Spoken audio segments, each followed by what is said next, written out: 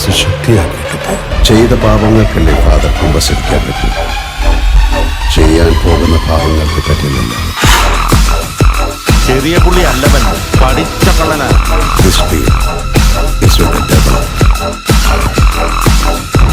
വാടാ.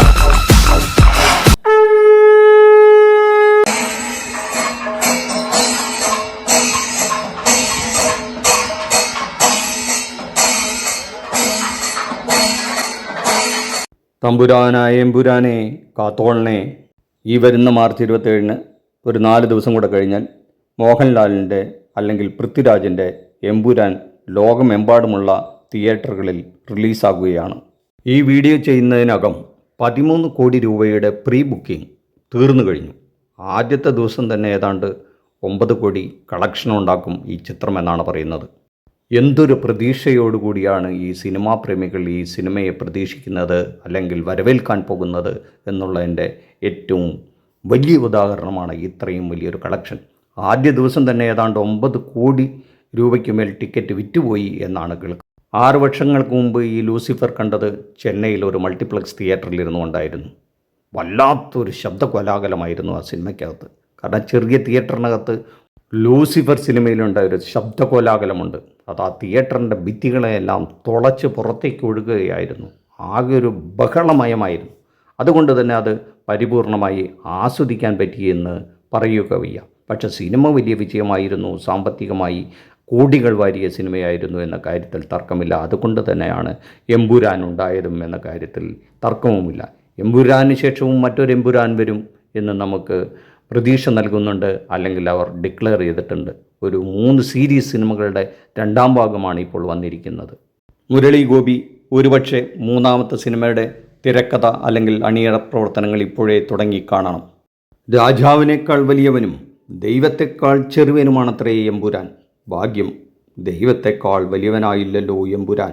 ആൻ്റണി പെരുമ്പാവർ പണം മുടക്കി മോഹൻലാലിനെ നായകനാക്കി പൃഥ്വിരാജ് സംവിധാനം ചെയ്യുന്ന ഈ സിനിമയിൽ തമിഴിലെ ലൈക്ക പ്രൊഡക്ഷൻസും പൃഥ്വിരാജ് പ്രൊഡക്ഷൻസും എല്ലാം കൈകോർക്കുന്നുണ്ടെന്നാണ് അറിവ്. വലിയ പണം മുടക്കിയ ഏർപ്പാടല്ലേ. ഗോകുലം ഗോപാലേട്ടനും സഹകരിക്കുന്നുണ്ടെന്നാണ് അറിവ്. ഗോകുലം ഗോപാലേട്ടനില്ലാതെ എന്ത് മലയാള സിനിമ. സ്റ്റീഫൻ നെടുമ്പള്ളി, കുരേഷ് എബ്രഹാം ആയി മോഹൻലാൽ വരും. സെയ്ദ് മസൂദായി പൃഥ്വിരാജും.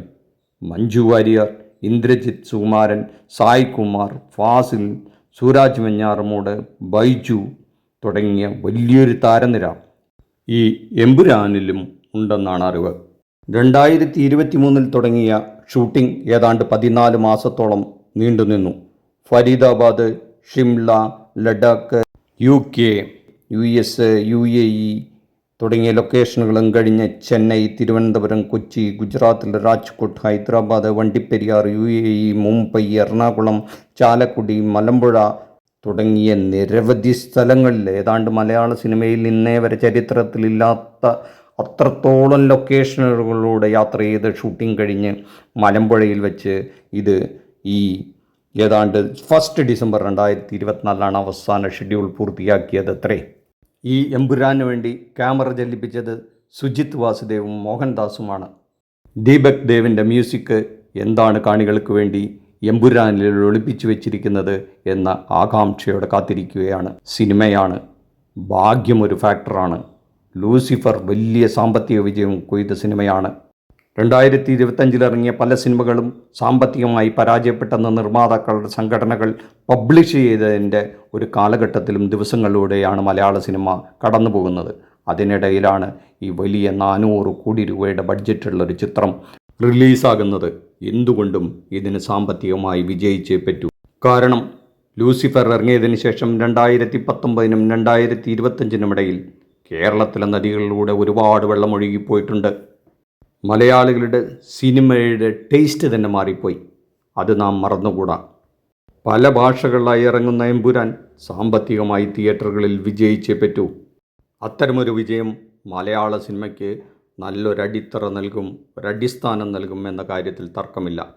ലൂസിഫർ എന്ന സിനിമ കാതടപ്പിക്കുന്ന ശബ്ദകോലാഹലങ്ങൾ ഉണ്ടാക്കി തിയേറ്ററുകളിൽ എങ്കിൽ എമ്പുരാനും അത്തരത്തിൽ വലിയ പ്രകമ്പനം കൊള്ളിക്കും തിയേറ്ററുകളെ എന്ന കാര്യത്തിൽ നമുക്ക് സംശയിക്കേണ്ടതില്ല. വലിയ കൊട്ടിഘോഷിക്കപ്പെട്ട് റിലീസ് ചെയ്ത മോഹൻലാലിൻ്റെ മലൈക്കോട്ടെ വാലിബൻ നമുക്ക് മറക്കാറായിട്ടില്ല എന്നതും ഈ ഒരു അവസ്ഥയിൽ ഓർമ്മിക്കുന്നത് നല്ലതായിരിക്കും. അത്തരത്തിലൊരു സിറ്റുവേഷൻ മലയാള സിനിമയ്ക്ക് താങ്ങാനാകില്ല എന്നതുകൂടി പറഞ്ഞുകൊണ്ട് ഈ വീഡിയോയുടെ അവസാനിപ്പിക്കാൻ. നന്ദി, നമസ്കാരം. നിങ്ങൾക്ക് വീഡിയോ ഇഷ്ടപ്പെട്ടെങ്കിൽ ലൈക്ക് ചെയ്യുക, ഷെയർ ചെയ്യുക. നിങ്ങളുടെ പ്രതീക്ഷകളും അഭിപ്രായങ്ങളും കമൻറ്റ് ബോക്സിൽ പങ്കുവയ്ക്കുക.